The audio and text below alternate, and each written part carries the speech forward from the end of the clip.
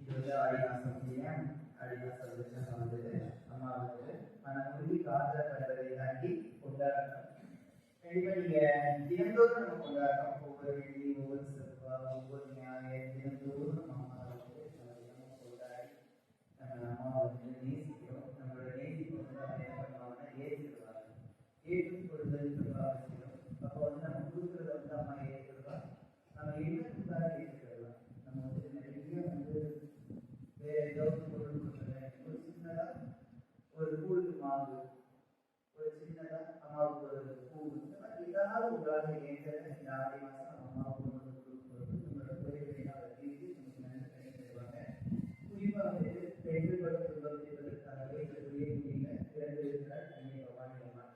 ஏழை அப்பதற்காகவே எடுத்திருக்கிறார் இந்த இடையில நம்மளோட கஷ்ட காலங்கள் எல்லாத்தையுமே குறைத்து வைத்திருவார். எதிரிகள் எல்லாத்தையும் ஓட கட்டிடுவார். நம்பிக்கை வந்துட்டு ஆழமாக இருக்கும் பொழுது கண்டிப்பாக நம்மளோட எண்ணங்கள் நிறைவேறும். பக்தியை தாண்டிய நம்பிக்கை. பக்தியை நீங்க எப்பொழுதும் பேசிக்கிறீங்களோ அதே மாதிரி நம்பிக்கை வந்துட்டு ஒரு நிறைவேற்றணும். அப்படி நீங்க வச்சு பிரார்த்தனை பண்ணும்போதுதான் அது வந்து வெற்றிகரமான ஒரு வாழ்க்கை தரும். நீங்க எல்லாருமே அம்மாவோட குழந்தைகள். ஆடி மாசம் இது சிறப்பான ஒரு மாசமாக இருக்கும். இந்த ஆடியில நம்ம தினந்தோறும் நம்ம அம்மாவை நம்ம நினைக்கிறோம் அப்படிங்கிறத தாண்டி நம்ம உள் மனதுல அவரை நேசிக்கிறது. நினைக்கிறது வந்துட்டு ஒரு பக்கம் இருந்தாலும் நேசிப்பு தான் கடைசி வரைக்கும் நம்ம கூட வரும். அந்த நேசிப்பு நமக்குள்ள வேணும். நம்ம தொடர்ந்து வந்துட்டு இறைவனுக்காக நம்ம செய்யணும். ஆனா கஷ்டங்களை வந்து நம்ம தொடர்ந்து சந்திக்கணும். உங்களோட வாழ்க்கையில வந்துட்டு நீங்க நல்லவங்க தான், நீங்க உயர்வானவங்க தான் அப்படின்னு தெரியணும் அப்படின்னு சொன்னா சில சோதனைகளை வந்து அம்மா வந்து கொடுப்பாங்க. அந்த சோதனைகளை தாங்கணும். ஆனா கண்டிப்பா கைவிட மாட்டாங்க. நிறைய பேர் வந்து பாத்தீங்கன்னா மாந்திரிகத்தை மட்டுமே நம்புறோம். ஒரு கோவிலுக்கு போனோம்னா சீக்கிரமா எல்லா காரியங்களும் வெற்றிகளை நடந்துடணும். மாந்திரிகம் அப்படிங்கிறது வந்து நேசிக்கிறது. அந்த மாந்திரிகத்தை தாண்டி நம்ம அம்மாவை நேசிக்கணும். நம்ம அம்மாவோட புகழை பாடணும். மாந்திரிகத்தை ஒருபோதும் நீங்க ஏற்றிக்கிறாதீங்க. நீங்க எல்லாருமே வந்துட்டு அம்மா குழந்தைங்க. உங்களோட உயிரை வந்து பாதுகாப்பாக அம்மா உங்களை பார்த்துட்டு இருக்கிறார். அப்ப நம்ம வரக்கூடிய வேலை என்ன அப்படின்னு பாத்தீங்கன்னா நம்ம அவளை வந்து சந்திக்கணும். அவளை தினமும் வந்து சந்திக்கிறத தாண்டி நம்ம மனசளவில் அவளை சந்திக்கணும். நம்ம ஞாபக சக்தி தான் அவளை இருக்கணும். எந்த ஒரு வேலையில் பார்த்தாலும் நம்ம எந்த இடத்துக்கு போனாலும் அவள் ஞாபகம் நமக்கு முதல்ல வரணும். அவள் ஞாபகம் வந்தா புண்ணியமான காரியத்துக்கு நல்ல காரியத்துக்கு நம்ம மனசு என்ன பண்ணணும்னா சந்தோஷமாக அதை நினைக்கும் ஞாபகத்தோட. ஆனா ஒரு கெட்ட காரியத்தையும் நம்ம பண்ண போறோம் அப்படின்னு சொன்னா அவள் ஞாபகம் வைக்கும் பொழுது அந்த கெட்ட காரியத்தை நம்ம பின்வாங்குவோம். அப்போ நம்ம ஞாபக சக்தியில பவானிய மலர் வச்சிருக்கணும். நம்ம எத்தனை பேர் இருந்தாலும் சரி, நம்ம மொத்தமாக அந்த அம்மாவை நம்ம நேசிக்கும் போது அந்த ஞாபக சக்தி இருக்கும்போது அந்த மலைக்கு கண்டிப்பாக வருவா. சத்தியம் தவறாமல் உங்களை காப்பா. அந்த உத்தரவு கண்டிப்பா வருவா. உங்க வீட்டுக்கு இருக்கக்கூடிய எல்லா விதமான பிரச்சனைகளும் அவள் நீக்கிடுவா. பாம்பு போல உங்க வீட்டுக்கு வருவா. பயமில்லாமல் உங்களை பார்ப்பா. நீங்க எல்லாரும் பயப்படாம இருக்கணும். அவர்தான் பாம்பு போல வருவா. பயப்படாத உங்களை பார்ப்பா. நீங்க என்ன பயப்படாம இருக்கணும். அதிசயங்கள் தினமும் செய்யாத நமக்கு தினந்தோறும் நமக்கு கொடுக்குற அதிசயங்கள். அந்த அதிசய தாயை நம்ம ஆன்மீகம் நம்ம நேசிக்கணும். நம்ம எவ்வளவுதான் நம்ம ஆன்மீகத்தை இருந்தாலும் சின்ன சின்ன கஷ்டங்கள் நம்ம கண்டிப்பா தொட்டுக்கிட்டே இருக்கும். அந்த கஷ்டம் இல்லாம ஒரு மனுஷன் வாழ்றா அப்படின்னு சொன்னோம்னா அதை வந்து ஏற்கனவே முடியாது. கண்டிப்பா எல்லாருக்குமே கஷ்டங்கள் அப்படிங்கிறது வந்து கண்டிப்பா இருக்கும். இந்த கஷ்டம் கவலை, இந்த கஷ்ட கவலை ஒரு மனிதனுக்கு 70% 100% 70% கஷ்டமும் கவலையும் வரும். இந்த கஷ்ட கவலைகளை தாங்கி பிடிக்கிறது 30% மகிழ்ச்சி தான். ஒரு 30% மகிழ்ச்சி தான் 70% கஷ்டத்தை நம்மளால தாங்க முடியும். அப்போ நம்ம வாழ இந்த வாழ்க்கை கஷ்டத்தை தாண்டி கொஞ்சம் நிம்மதிக்காங்க. அந்த கொஞ்சம் நிம்மதிக்காக அவ்வளவு கஷ்டத்தை நம்ம தாங்குவோம். அவ இஷ்டம் போல நம்ம அம்மாவை நம்ம கும்பிடுறோம் அப்படிங்கிறத தாண்டி ஞாபகம் வச்சுக்கொள்ளணும். ஞாபக சக்திகளை உருவாக்கி நம்ம செய்யறது இவங்க என்ன சொல்லியிருக்காங்க, நம்ம அம்மாவை ஞாபகத்தோட நம்ம செய்யும் பொழுது நம்மளோட வாழ்க்கையோட வளர்ச்சி ரொம்ப அற்புதமாக இருக்கும். நீங்களாக இருக்கிறது இந்த நம்மளோட கஷ்டத்தை நம்ம எல்லாரும் கடக்கிறது கஷ்டமே இல்லாமல் இருக்கணும் அப்படின்னு நினைக்கிறத கஷ்டத்தை கடந்து வாங்க அப்படின்னு நான் சொல்லுவேன். அப்ப இந்த வாழ்க்கையில நீங்க எல்லாத்தையும் தாண்டி சின்ன சின்ன கஷ்டங்கள் இருந்தாலும் உங்களுக்கு 70% துன்பமும் இருக்குது, 30% தான் இன்பம் இருக்குது. ஆனா இந்த 30% இன்பத்துக்காக நம்ம 70% துன்பத்தை நம்ம தாராளமாக என்ன பண்றோம் தாங்கிக்கிறோம். அப்ப நீங்க சிந்திக்கணும், இது துன்பத்தை தினந்தோறும் நம்ம தாக்குற துன்பத்தை ஒரு 5 நிமிஷம் பயிற்சி அதை மாத்துது. நம்ம துன்பமான ஒரு விஷயத்தை சந்திச்சுட்டே இருக்கிறோம், ஆனா அது சந்தோஷம் 30% இருக்காது. நம்ம பிள்ளை கழிவுக்கு போக மாட்டேன்னு சொல்லிடணும், அது உங்களுக்கு துன்பம். அந்த துன்பத்துல அவன் சொல்றான் நான் பள்ளிகளுக்கு போறேன், அதை உங்களுக்கு இன்பம். ஆனா நம்ம பிள்ளைகளை எப்பொழுதுமே சந்திச்சுட்டே இருக்கோம் அப்படின்னு கேட்டா கண்டிப்பா கிடையாது. துன்பத்துலதான் நம்ம பிள்ளைகளை பார்க்கிறோம். நீங்க வந்து யோசிச்சு பாருங்க, துன்பத்துலதான் குடும்பத்தையே நம்ம பார்க்கணும். நம்ம குடும்ப பேர மகிழ்ச்சியை பார்க்கணுமா, துன்பத்துல பார்க்கணும். நான் பிள்ளையை நல்லா வளர்த்தேன், எனக்கு எதுவுமே நடக்கல, என் பிள்ளைக்கு நல்ல நிலைமை இல்லை, என் குடும்பம் கஷ்டப்படுது அப்படின்னா துன்பத்தை நீங்க தினமும் சுமந்து ஒரு கணவன் பழகிங்க. ஆனா நிம்மதியில கொஞ்சம் சந்தோஷத்துக்காக இந்த துன்பத்தை நீங்க ஏற்றுட்டு இது நீங்க முதல்ல புரிஞ்சுக்கணும். இன்பத்தோட தொடர்ச்சி என்னது? துன்பம். இன்பத்தோட தொடர்ச்சி துன்பம், துன்பத்தோட தொடர்ச்சி இன்பம். அப்ப நம்மளோட இளமை முதுமை அடைகிறது. இந்த முதுமை உயிரை விட்டு மீண்டும் இளமையாக பிறகு. அப்போ ஒரு உயிர் பிறந்தால் ஒரு உயிர் இறக்கும்.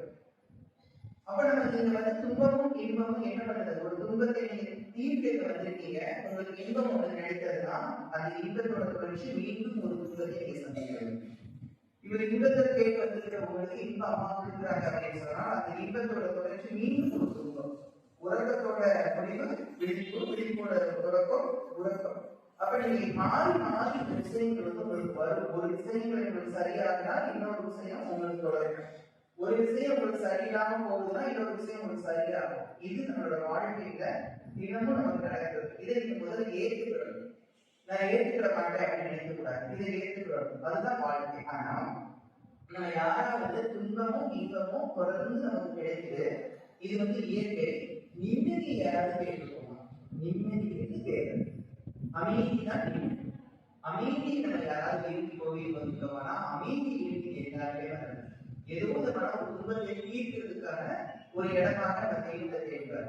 அப்ப துன்பத்தை தீர்த்த உங்களுக்கு மீண்டும் அந்த துன்பம் தீர்க்கிற இடம் மீண்டும் இன்பம் எழுதினால் அந்த இன்பத்தோட தொடர்ச்சி மீண்டும் துன்பத்தை தான் உங்களுக்கு சந்திக்க முடியும். அப்ப நீங்க முதல்ல சிந்திக்கணும். அப்ப நம்ம கோவில்ல அமைதியை தேடி வரணும், நம்ம மனசு வந்து அமைதி பெறணும். இப்போ ஒரு குழந்தை வந்து இல்லைன்னு வந்திருக்கீங்க, அது உங்களுக்கு ஒரு துன்பம். இப்ப குழந்தை கிடைச்சிருச்சு, அது இன்பம். குழந்தை கிடைச்சதோட தொடக்கம் மீண்டும் துன்பம்.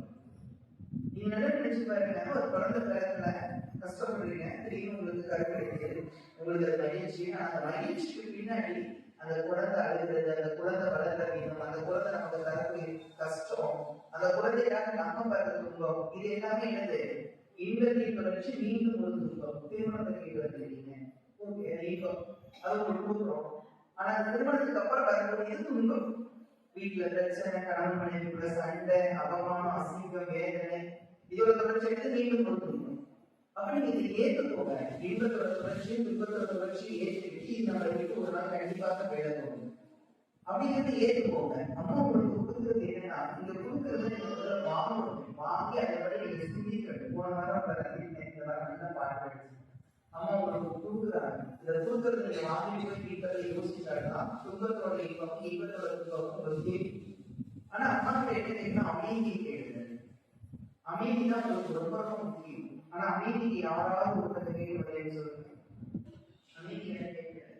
எனக்கு எல்லாம் நடக்கணும், எனக்கு எல்லாம் நடக்கணும். அப்ப கோவில்ல கிடைக்கக்கூடிய அமைதி. கோவில் எதுக்காக? கருவறையில சத்தம் வளர்க்காதுங்கிறாங்க, கருவறையில பேசக்கூடாதுங்கிறாங்க, எதுக்காக சைலண்டா இருக்கவங்களுக்கு வழிபட சொல்றாங்க. அமைதியை நேசிங்க. அந்த அமைதி தான் நமக்கு பிற்காலத்துல வந்து ரொம்ப அற்புதத்தை கொடுக்கும். அப்ப அமைதியை தான் நீங்க நேசிங்க. நான் இந்த வருஷம் நான் கோவிலுக்கு போவேன் அப்படிங்கிறது ஈஸியா சொல்றீங்க. கோவிலுக்கு போய் நீங்க என்னவாக மாறுறீங்க, நீங்க என்ன செஞ்சீங்க, என்ன மாதிரியான அற்புதங்கள் உங்க மனசுல இருக்குது, அந்த அற்புதமான மனசுல இருக்கிறத நீங்க எப்படி வெளிக்காட்டுறீங்க, வெளிக்காட்டும்போது அது எத்தனை பேர் அதை ஏற்றுக்கிட்டாங்க அப்படிங்கிறத நம்ம செஞ்சீங்க. கோவிலுக்கு போறது பெரிய விஷயம் இல்லை, ஆனா அந்த கோவிலுக்கு போய் அற்புதத்தை சந்தித்து அந்த அற்புதத்தை வெளியில நீங்க கொண்டு வரணும். அதை கொண்டு வரும்போது நீர் அதை நேசிக்கணும், அதை எடுத்துக்கணும். அப்பதான் அந்த வாழ்க்கையோட இன்பமும் மகிழ்ச்சியும் இருக்கும். அப்ப நம்ம எல்லா நேரங்களிலுமே நீங்க செஞ்சுட்டு இருக்கிறது எல்லாமே ஒரு படிப்பாகவே நம்ம செஞ்சுட்டு இருக்கோம்.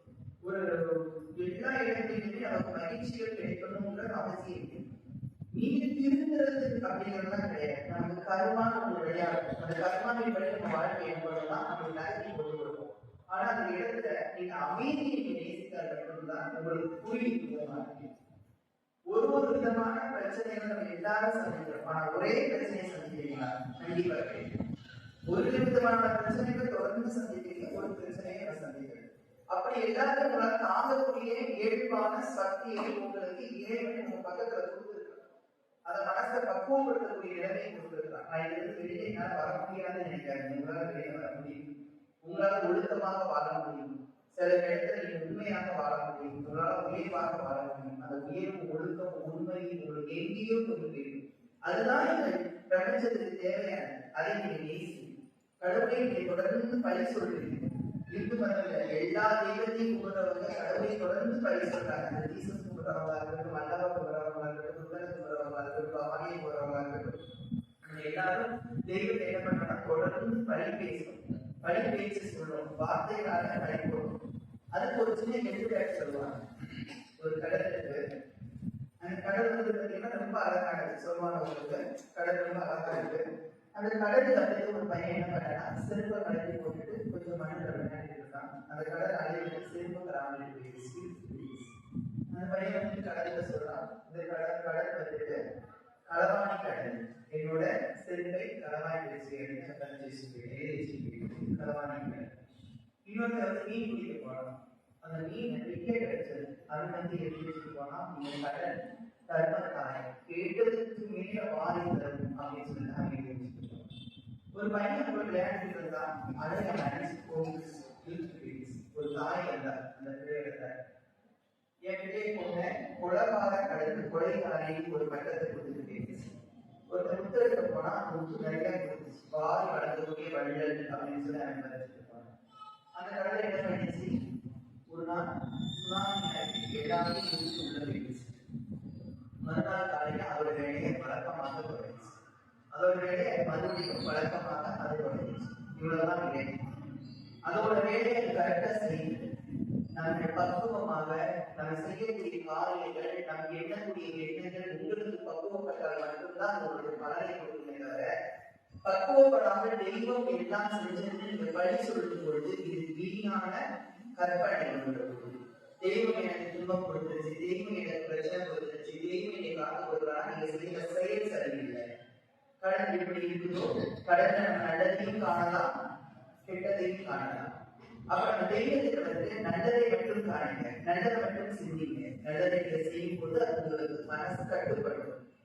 மனம் கட்டுப்பட்டு இப்ப குழந்தை சண்டை போட்டுட்டு இருந்தாங்க, வந்து குழந்தை பேச நீங்க சொல்லிட்டே இருக்கீங்க, திருந்தா அமைதியா இருக்கா அப்படின்னு சொல்றீங்க. அந்த குழந்தையோட கட்டுப்பாடு கண்டிப்பா கட்டுப்படாது. அப்ப ஒரு கம்பை எடுத்து நீங்க அடிக்கிறதுக்கு ஓங்கலான மட்டும்தான் அந்த குழந்தை என்ன பண்ணுவோம், கட்டுப்படும். அப்ப கட்டுப்படுறதுக்கு நீங்க என்ன தேவைன்னா, கண்டிப்பு உங்களுக்கு மனசு முதல்ல தயாராகும். அந்த கம்பை எடுத்து ஓடுறதுக்கு உங்களுக்கு முதல் தைரியம். அந்த கம்பை பார்த்து குழந்தை என்ன பண்ணுது, கட்டுப்பட்டு. நிறைய பேர் முதல்ல புரிஞ்சுக்கணும். கோவிலுக்கு வந்தீங்கன்னா புத்தானா இருக்காது, கட்டுறது பேசுறது வேற எப்படி உங்களுக்கு நல்ல பலன் கிடைக்கும். உட்கார்ந்து நிறைய பேர் உட்கார்ந்துருக்கோம். உட்கார்ந்து இருக்கிறவங்க கூட ஏற்றுக்கலாம். அன்னைக்கு அம்மா ரொம்ப அமைதியா ஒரு திட்டாம இன்னைக்கு பேசணும்னு நினைச்சு பேச இருக்கிறது. கோவிலுக்கு வந்துருக்கீங்க, நீங்க நல்ல பாடங்கள் சொல்லி கொடுக்குறாங்க. வேற எங்கேயுமே இந்த பாடங்கள் கிடைக்காது. நீங்க போனீங்கன்னா வெறுமனையா சாமி கும்பிட்டு வரலாம், அவ்வளவுதான். உங்களுக்கு கிடைக்கிறத ஏற்றுக்கோங்க. அதுக்கப்புறம் தான் வீட்டுல போய் நீங்க உட்கார்ந்து செஞ்சீங்க, நீங்க தெய்வத்தை படிக்க நீங்க எவ்வளவு பெரிய விஷயம் சொல்லிட்டு இருக்கோம். கடவுள் அதோட வேலைகள் நிறைய செய்யலாம். நம்மளோட வேலைகள் நல்ல எண்ணங்களோட நம்ம செய்தால் நமக்கு எதுக்கு துன்பம் வரப்போகுது, நமக்கு எதுக்கு பிரச்சனை வரப்போகுது. நீங்க அமைதியை நீங்க விரும்புறீங்கன்னா அந்த அமைதி வந்து உங்களுக்கு அமைதிக்கு அமைதி தான். அமைதின்னு வார்த்தைக்கு அமைதி தான். நீங்க அமைதியா இருந்து பாருங்க, நீங்க அமைதியே போகும்போது உங்க மனசுக்கு எவ்வளவு சாந்தப்படுது. அப்ப நம்ம கோவில வந்து அமைதி கேட்கணும். அமைதி கேட்டீங்கன்னாலே நீங்க என்ன ஆகிறீங்க, அழகாகிறீங்க. உங்களை சுத்தி இருக்கக்கூடிய காரியங்களை வச்சு அப்போ இந்த பழி சொல்றதை நீங்க இருந்து எல்லா மதத்திலும் இந்த பழி, எல்லா மதங்களிலும் இந்த பழி இருக்கு. அப்ப இந்த பழி சொல்றதை நம்ம செயல்பாடுகளை நல்ல நிலைமைக்கு கொண்டு வரணும். இப்போ ஒரு குடிக்கிறாங்கன்னா அது அவனோட கர்மா. அவன் குடிக்கிறதுக்கும் இருக்கிற தெய்வத்துக்கும் சம்பந்தமே கிடையாது. நீங்கள் தெய்வத்தை கொண்டு என்னவாக மாறினீங்க, நீங்கள் தெய்வத்தை கொண்டு என்னவாக மாறினீங்க. இப்போ ஒரு குடிக்கிறான், நீங்க தெய்வத்தை கும்பிடுறீங்க, தெய்வத்தை நேசிக்க ஆரம்பிச்சிட்டீங்க, அம்மான்னு சொல்றீங்க, இல்லாட்டா அவரை என் ஜீவன் சொல்றீங்க.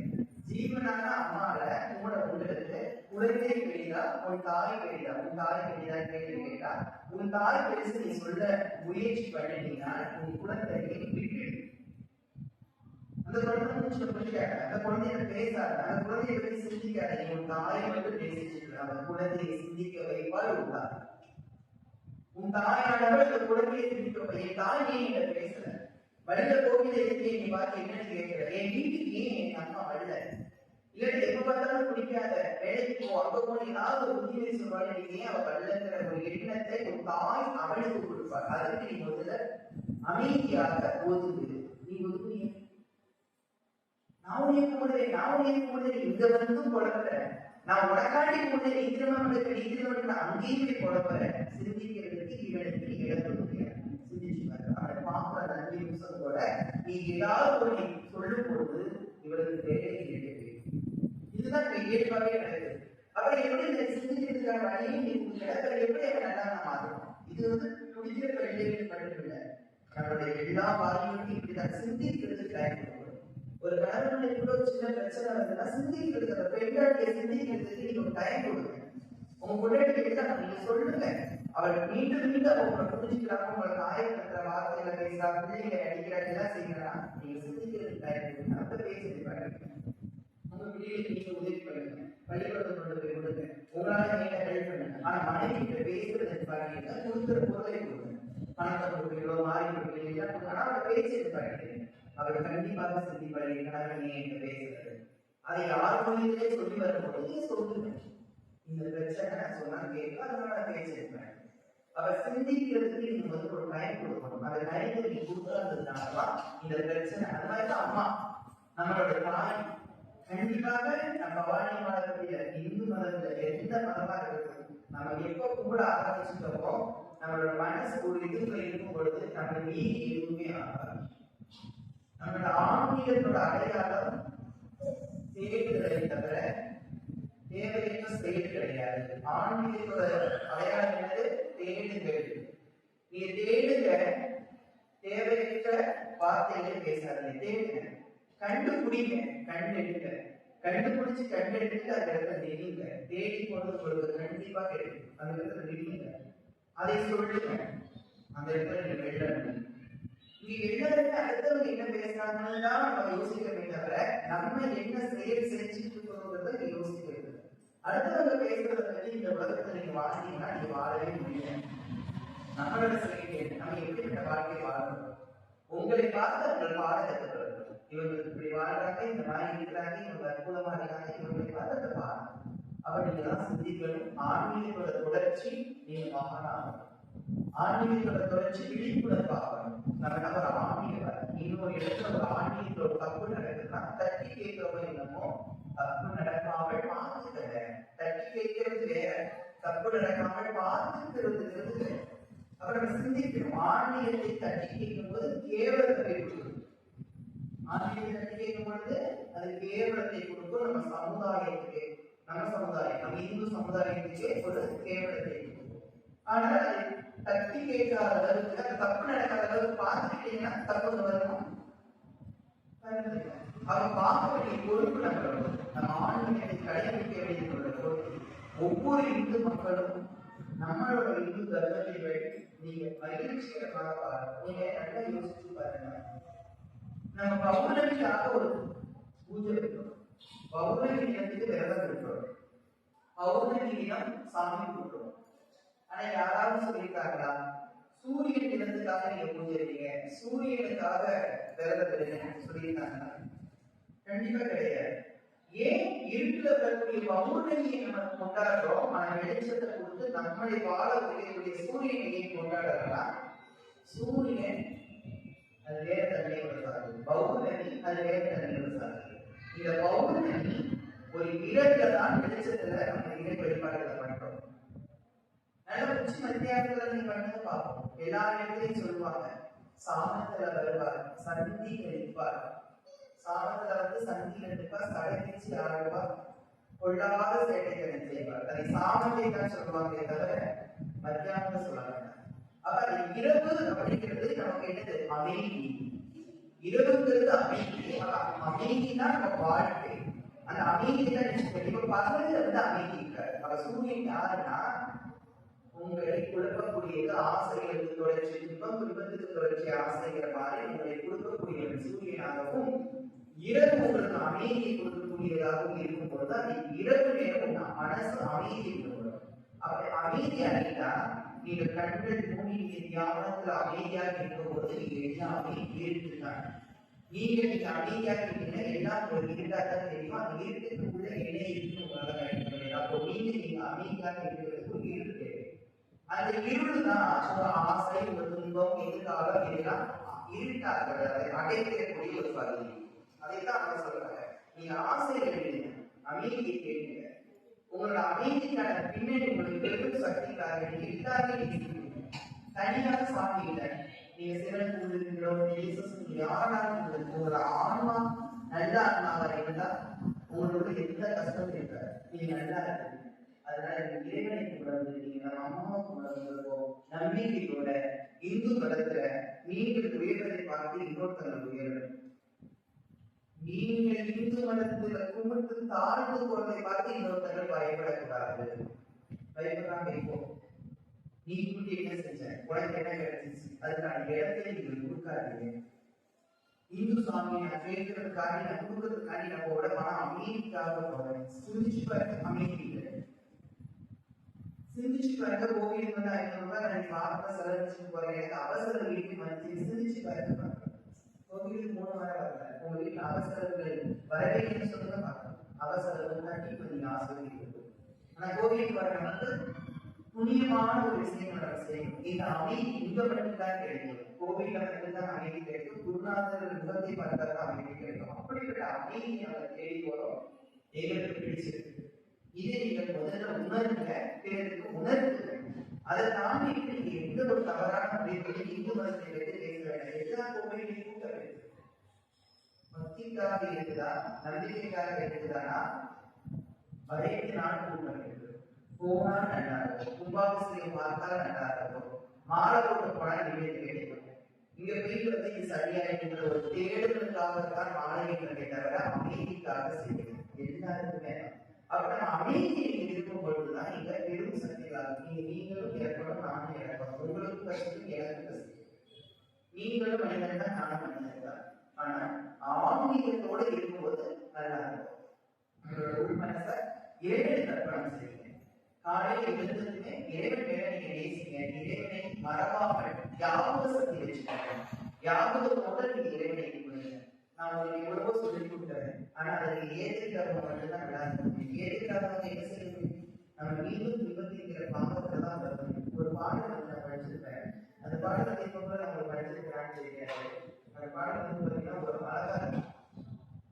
சுமைதானி சுமைதானி தானம்மா என் சுமைவாக சுமைவாக மனது ஓடியா இடிதாங்கி இடிதாங்கி எழுதவா என் கிழிகளை கேட்க உனக்கு மனதில்லையா எல்லாம் எல்லாம் நீதான் என்று சொல்லால் சொன்னேன்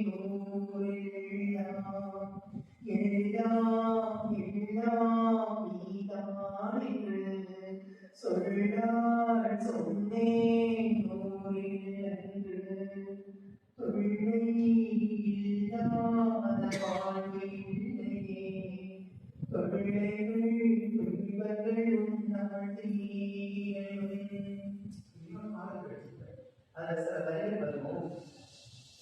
பெற்றாள் இடத்தே சமயானம்மா எல்லாம் என் கருமம் செய்த பாவமே இல்லாமல் பாவங்கள் தீர்ந்து போகணும் உன்னால் என் மனம் இது வாழ்ந்து சாகணும்.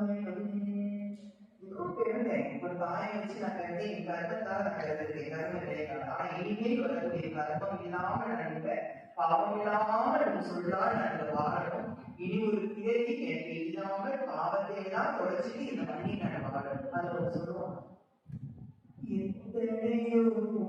இருந்தும் துன்பம் எல்லைகள் சொல்லவோடு உறவிருந்தும் எல்லை எண்ணிடம் அத்தனையும் கண்டு வந்தேன் உங்கள் சொல்லிலே குருவான குலதெய்வம் நீதானம்மா.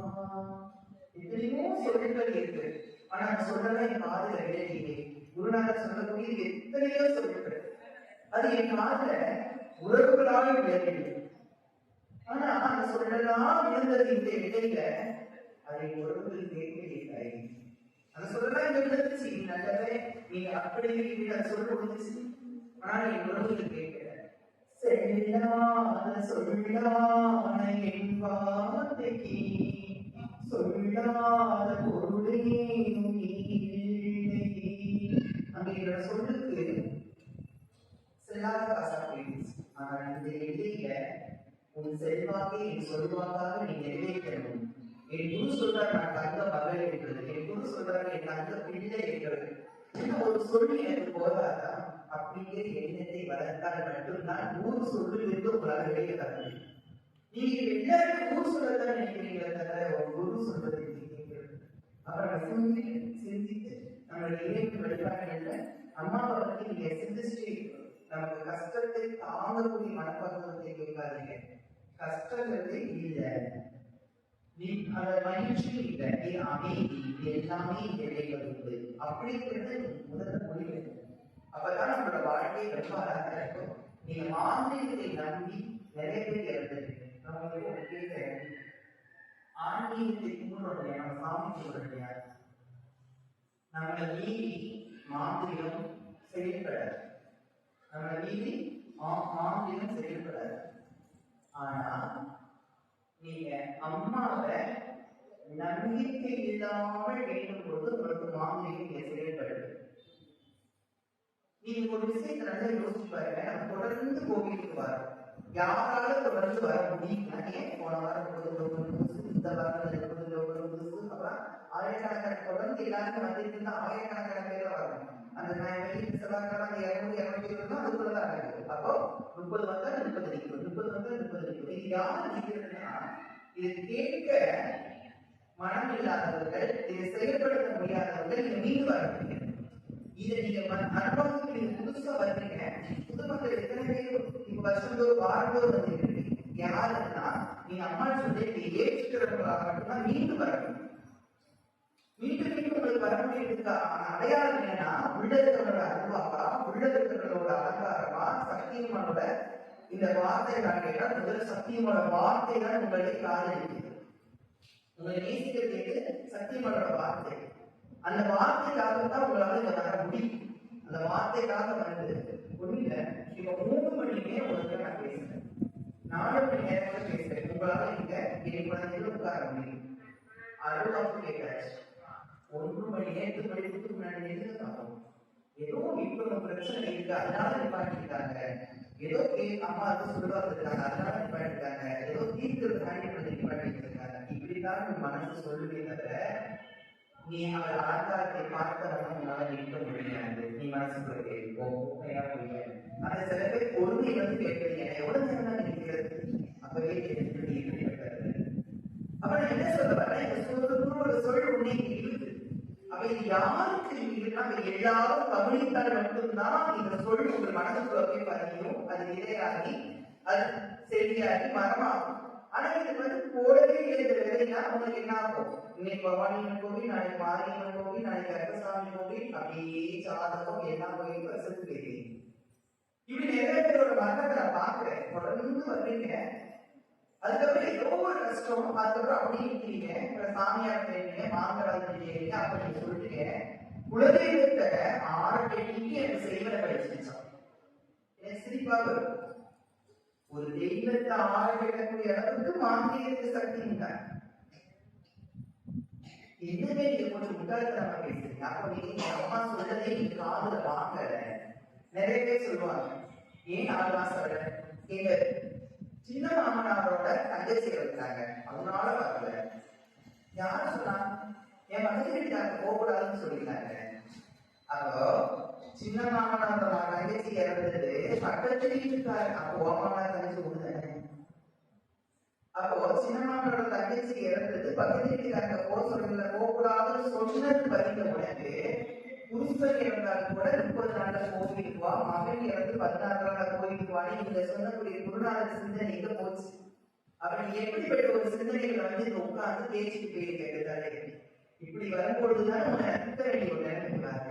அப்ப நீ யாரோ சொன்னது மனசுல பாத்தீங்கன்னா உன் குரு இருந்து சொல்றாரு நீ இப்படி வரலாம். தான் இடத்துல வர்றதுக்கு ஒரு தீர்வுக்கு காரணமே கிடையாது. என் மகனாக நான் உன்னை நேசிக்கிறேன் அப்படின்னு சொன்னா நானும் அம்மா என்ன பார்த்துட்டு உனக்கு என்ன புரிச்சோம், உனக்கு எனக்கு என்ன ஒரு தீர்வுன்ற ஒரு தொடர்பு இடத்துல இருக்கு. இல்லவே இல்லையே உங்க சொல்லிட்டாரு வரலாம். அப்ப நீங்க நிறைய பேர் இந்த காரணத்தை சொல்லும் போது நான் எப்படி முடிவெடுக்கிறேன்னா இவர்களுக்கு எந்த சூழ்நிலைகளையும் ஆன்மீகம் புரியாது. இவர்கள் ஒரு ஆமா சொல்லுவாங்க இல்லையா, என்ன சொல்லுவாங்க அறுபது மொழியில அந்த சொற்பொழிவு மொழியில முட்டாள்கள் கொடுக்கக்கூடிய அறிவுரை அது இப்படிப்பட்ட முட்டாள்கள் இருந்தாங்க. இங்க எதுவுமே கேட்கறது இல்லை, சும்மா உட்கார்ந்து போய் கேட்க வேண்டியதாங்க. நிறைய மக்கள் பவானியோட பிள்ளைகளுக்கு சொல்லக்கூடிய அறிவுரை பயன்படுத்துறது சில பிள்ளைகள்.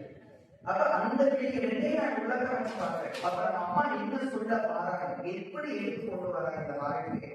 நீங்க எவ்வளவு அமைதியா ஏன் பேசுறேன், எதுக்கு அமைதியா பேசணும்? இப்பயாவது உங்களுக்கு புரியுமா? உங்க மூலத்துல போகுமா? மாந்திரிகத்தை விரும்பாதீங்க, தெய்வத்தை நேசிங்க. தெய்வத்தை ஆற வைக்க முடியாது. ஒரு மாந்திரிகத்தால தெய்வத்தை என்ன செய்ய முடியாது, ஆற வைக்க முடியாது. உண்மையே ஆற வைக்க முடியாது. எப்ப உங்களுக்கு தெய்வம் ஓரமா ஒதுக்கும்னா நீ மாந்திரிகத்தை முழுமையாக விரும்பி கெட்ட செயலை நீ செய்யும் போது தெய்வம் ஒதுக்கி அது முகத்தை மாற்றி காட்டும். அதுதான் மாந்திரிகம்.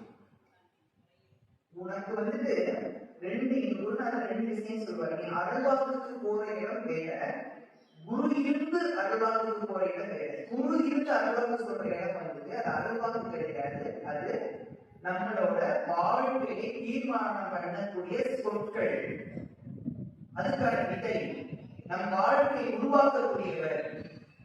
அந்த இடத்துக்கு நீ போயிட்டீங்கன்னா அது வேற தன்மை. அருள்வாக்குக்கு போறக்கூடிய வேற. அருள்வாக்கு தன்மை எப்படி இருக்கும்னா, அப்பா உனக்கு இந்த பிரச்சனை இருக்குது, உனக்கு செய்வன் இருக்குது, நீ போய் நல்ல இடத்துல போய் செய்வன் எடுத்துக்கோ, உனக்கு நேரம் சரியில்லை, நீ போய் பரிகாரம் பண்ணிட்டு வந்துடு, இந்த கோயிலுக்கு போயிட்டு அந்த கோயிலுக்கு பரிகாரம் பண்ணிட்டு ஒரு 10 பேருக்கு ஒரு பிச்சைக்காரர்களுக்கு அன்னதானம் பண்ணு, ஏழைகளுக்கு ஒரு துணிமணி எடுத்து கொடு, ஒவ்வொரு கோவிலுக்கு வேலை கேட்டு முருகன் கோவிலுக்கு பூஜை பண்ணி ஒரு சொல்லுவாங்க. அருள்வாக்கு சொல்றேன். குருநாதரத்தில் இருக்கக்கூடிய கோவில் எப்படி இருக்குதுன்னா, அப்பா உனக்கு இவ்வளவு பிரச்சனைகள் இருக்கு, நீ எதுக்கும் சோர்ந்து போகாத, நானும் கூடவே இருக்கிறேன், நீ முழுமையாக ஏற்றுக்கிட்டு என்ன நினைச்சுட்டு நீ போ, என் மஞ்சளை பூசிட்டு போ, உனக்கு துன்பம் கொள்ளாதுன்னு சொல்லக்கூடியது குருநாதர் பாடம். இப்ப நீங்க அருள்வாக்கே நீங்க புரிஞ்சுக்கல. இங்க எந்ததுக்காக குருநாதர் இருக்கிறாரு, நான் இருக்கிறேன்றதுக்காக குருநாதர் இருக்காரு.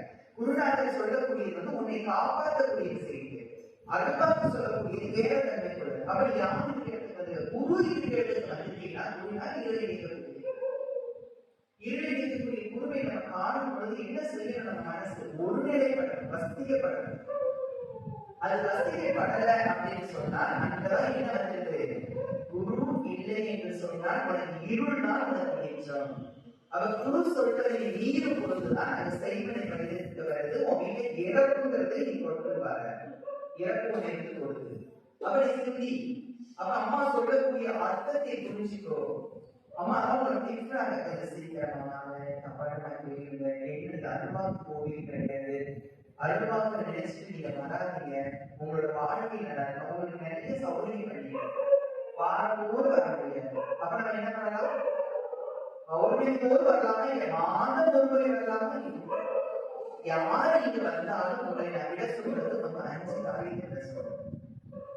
மாந்திரிகத்தை விட்டு அதை நம்பி போகாத சொல்றாங்க, சாதகத்தை விட்டு அதை நம்பி போகாத, பரிகார கோவிலை தேடி போகாத, வேற இடத்துக்கு போய் நான் பரிகாரம் பண்ணேன், அந்த இது பண்ணேன், அதை விட்டுது, அதுக்கு போகாத. அடுத்து என்ன சொல்றாங்க, யார் காலிலும் போய் விழாதே. உன் அம்மா அப்பா காலு, உன் மாமனார் மாமியார் வீட்டுக்காக வேற யாரு காலையும் விழாத. 5வது என்ன சொல்றாங்க, பவானி அம்மாளை முழுமையாக வேண்டிக்கிறோம். இந்த 5 விஷயங்களை நான் முதல்ல சொல்றேன். அப்ப நீங்க என்ன பண்ணணும்? இங்க வந்துட்டீங்கன்னா முதல்ல இதை புடிச்சுக்கணும். இதை புடிச்சுக்கிட்டு நீங்க மாசத்துக்கு ஒரு தவிர எங்கேயும் போக அவசியம் இல்லை.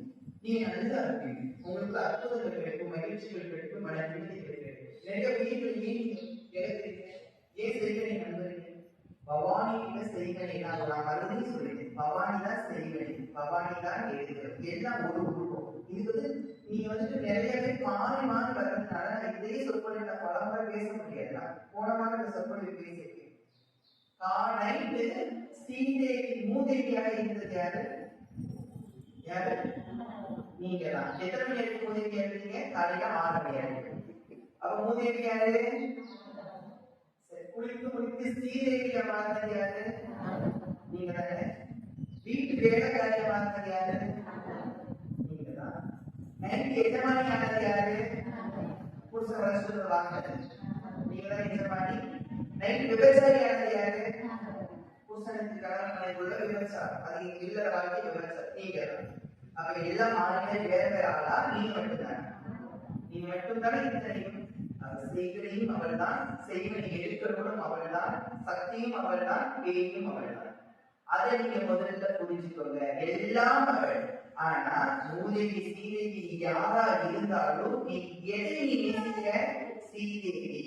அதுதான் நம்ம சொற்பொழிவுல முதல்ல கொண்டது. 70% நீ மூதேவியாக இருந்தாலும் 30% ஸ்ரீதேவியான மகிழ்ச்சியை தான் இருக்கிற. அதுக்கு நீ 70% துன்பத்தை நீ தாங்கினால் 30% உனக்கு மகிழ்ச்சிகள் உன்னை அதை சரிப்படுத்துது. அப்ப இந்த பவானியை கூடும்போது சின்ன சின்ன துன்பங்கள் வரும். அது தாங்கக்கூடிய நிலைமையில தான் இருக்கும். அதை தாங்கு. உனக்கு தெரியும் இவ்வளவு பாரத்தை நம்ம தலையில வச்சா உன்னால சுமக்க முடியும். எனக்கும் தெரியும், உனக்கும் தெரியும். அதை தாங்கி நான் உனக்கு தலையில வைக்க மாட்டேன், எவ்வளவு தாங்க மாட்டான்னு சொல்லி நான் அதை எடுத்துக்கிட்டேன். சுமையை நிறைய இறக்கிடுவேன். உனக்கு எவ்வளவு தூரம் நீ தாங்குறியோ அவ்வளவு தூரம் உன் பாவ சுமையை உன் தலையில நான் கொடுப்பேன். கொடுத்து அந்த பாவத்தை சீக்கிரம் சுமந்து கழிச்சுட்டு உனக்கு நான் கொடுத்துட்டே இருப்பேன். ஐயோ எனக்கு பாவ சுமைகளா இருக்குது, எனக்கு நல்லதே இல்லைன்னு சொல்லி இன்னொரு இடத்துக்கு போனீங்கன்னா பாவம் அது பெரும் பாவமாக மாறும். இவ்வளவுதான். அப்ப நம்ம பாவத்தை